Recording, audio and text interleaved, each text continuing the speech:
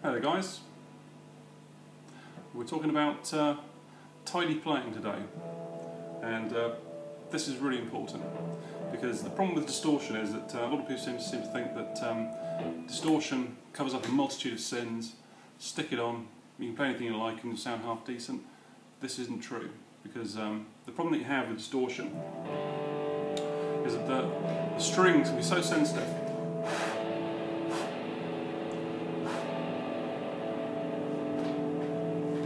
Even at this low volume, I've got some feedback occurring. I don't know if you can hear it or not, but I have played in places before where if you take your fingers off the strings, the guitar will go into uncontrolled, screaming feedback permanently. And the other problem you have is that due to the nature of the distorted sound, the handling noise, the release noise, taking your fingers off the strings, all this kind of thing, this noise can be as loud as the notes that you want to play. And if you're not used to dealing with this when you play live and loud, you can have everything that you play underpinned by this kind of howling sea of just noise and rubbish, and you'll just sound terrible. Okay, and so when you were learning some open chords and stuff, it was probably impressed upon you to keep your fingertips perpendicular to the fretboard, because you can see if you let them fall over, what's going to happen is you're going to muffle the strings. But when you're playing single note lines, there's no such requirement. If you look at this a second,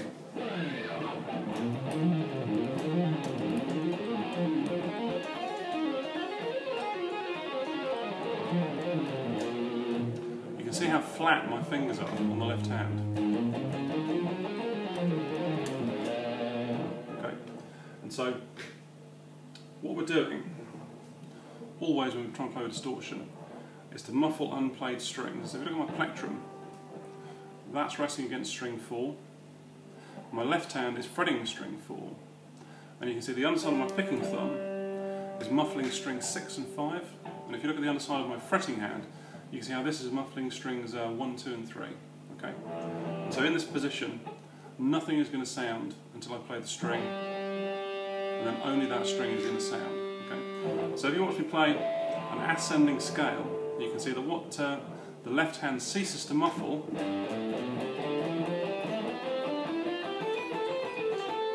the right hand takes over to muffle. And when we do a descending scale,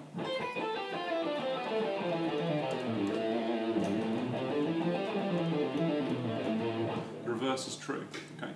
And so there's this exchange of strings from the left to the right hand, always muffling the unplayed ones. It is difficult, but tidiness is a mark of a good player, and so it is worth devoting some time. And so don't do things too fast. Make sure that you've got good muffling in place.